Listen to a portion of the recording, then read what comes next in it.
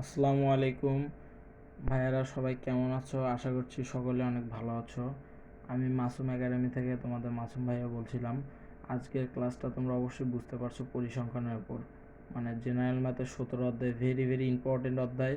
এবং এটা থেকে প্রতি বছরই সৃজনশীল আসেই। এই অধ্যায়ের 3টা টাইপ থেকে বেশি সৃজনশীল আসে, যথা এক মধ্যক, প্রচুরক এবং গড়।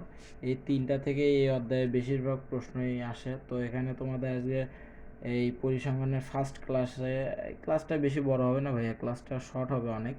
এই প্রথম ক্লাসে আমি মধ্যক সম্পর্কে আলোচনা করব। তো এখানে তোমরা দেখতেই পাচ্ছ একটা উদ্দীপক দেওয়া আছে।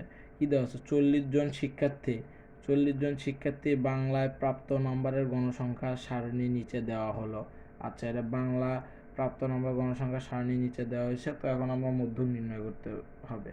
তো ভাইয়া, মধ্যক নির্ণয় করতে হলে আমাদের আরেকটা জিনিস জানতে হবে, যে ক্রমযোজিত গণসংখ্যা। ক্রমযোজিত ক্রমযোজিত যোজিত গণসংখ্যা গণসংখ্যা ক্রমযোজিত গণসংখ্যা। তো ভাইয়া, ক্রমযোজিত গণসংখ্যায় যে আমরা এখানে একটি সারণী এঁকে নিচে যে এগুলো দেওয়া আছে, শ্রেণীভিত্তিক গণসংখ্যা এটা দেওয়া আছে, বুঝছো ভাইয়া? এটা দেওয়া আছে। তো আমরা এখানে অ্যান্সারে লিখে নিচ্ছি। এই যে এইভাবে তোমরা পরীক্ষার খাতায় লিখে দিয়ে আসবা। তো এই ভিডিওটা নেওয়ার উদ্দেশ্য হচ্ছে এটা। এগুলো তো সবাই পারে, কিন্তু এগুলো তো আমরা সারা বছর প্র্যাকটিস করি না। এগুলো যে পরীক্ষার আগের দিন রাতে যেন এই ক্লাসটা দেখে যাও, তোমরা পরীক্ষা দিতে পারো, সেই জন্য এই ক্লাসটা আজকে নিয়ে আসা। তো এখানে হচ্ছে ক্রমযোজিত গণসংখ্যা। ক্রমযোজিত গণসংখ্যা কিভাবে বের করবো ভাইয়া? এগুলো তো লেখবা, সিম্পল জিনিস এটা। এগুলো লেখবা, লেখার পরে ক্রমযোজিত গণসংখ্যা, এই গণসংখ্যা আছে, এটা প্রথম 6 লেখবা। লেখার পরে এটা সূত্রটা তোমার হচ্ছে যে এইরকম হবে, এটা প্লাস হবে, বুঝছো? এই 6-এর সাথে এই 16 যোগ করবা। 6-এর সাথে 16 যোগ করো 22, এই 22-এর সাথে আবার 12 যোগ করো, তাহলে 34 ভাইয়া। এই 34-এর সাথে আবার এই 13 যোগ করো ভাইয়া, তাহলে 47। এই 47-এর সাথে আবার ভাইয়া এটা কিন্তু 20, 47-এর সাথে এই যে এই 20টা যোগ করো, তাহলে ভাইয়া হবে 67।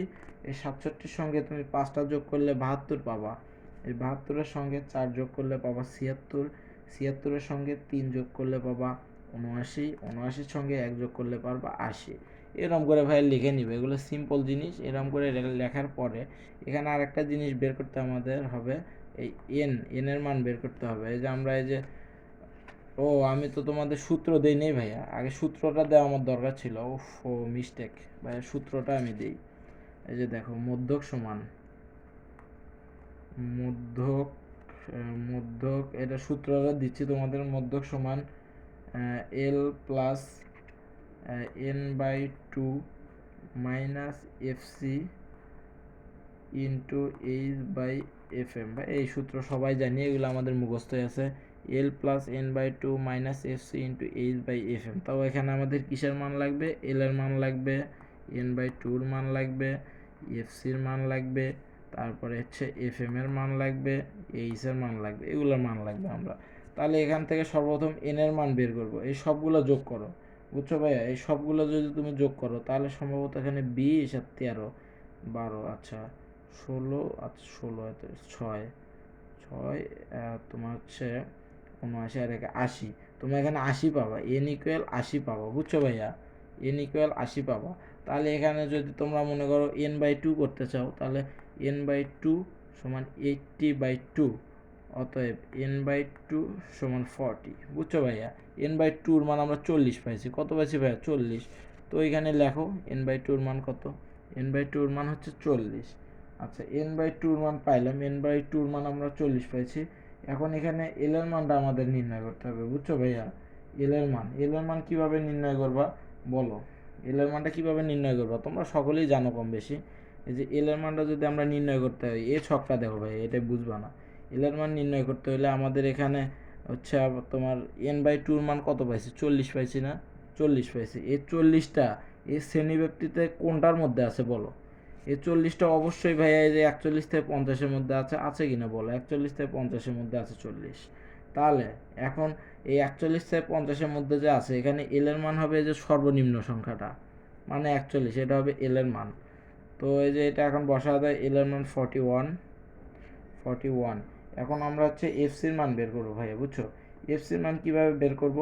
এফসির মান বের করতে হলে এই যে আমরা যে এটা পাইছি না, এই যে তোমার হচ্ছে কি বলে এটাকে, এটা যে আমরা পাইলাম এল এর মান যে এখান থেকে পাইলাম সর্বনিম্নটা, বুঝছো? এটা গণসংখ্যা যেটা আছে এটা পূর্ববর্তী ক্রমযোজিত গণসংখ্যা। তার মানে কি, এই যে এল এর মানের মানে আগে যে ক্রমযোজিত গণসংখ্যাটা আছে, এল এর মানে আগে যে এই ক্রমযোজিত গণসংখ্যা আছে, এই ক্রমযোজিত গণসংখ্যার মান 34, এটাই তোমাদের নির্ণয় এফসি, এটাই নির্ণয় এফসি ভাই, বুঝছো তো? তাহলে এফসি সমান তোমরা লিখতে পারবো 34। আচ্ছা, এফএম, এফএমটা এখন খুব একটা ইন্টারেস্টিং বিষয়। এফএমটা হচ্ছে তোমার এই যে এই এল এর মান যেটা বের করছো, বুঝছো? এই যে এল এর মান শ্রেণীব্যাপ্তির নিম্ন সীমা ধরলা না, এই এল এর মান যেখান থেকে বের করলে ওই শ্রেণীরই গণসংখ্যা ধরবা। এফএম সমান এইটাই গণসংখ্যা, তার মানে 13টা হচ্ছে তোমার গণসংখ্যা, বুঝছো? এই গণসংখ্যা 13টা সমান এফএম, তাহলে 13। আর এইচ এর মান তোমরা কীভাবে হিসাব করবা, এখানে 11 থেকে 20 আছে না, 11 থেকে গোনা শুরু করবা। 11, 12, 13, 14, 15, 16, 17, 18, 19, 20, ভাইয়া 10 ঘর হয়েছে, বুঝছো? 10 ঘর। তাহলে এখানে এইচ এর মান হচ্ছে 10।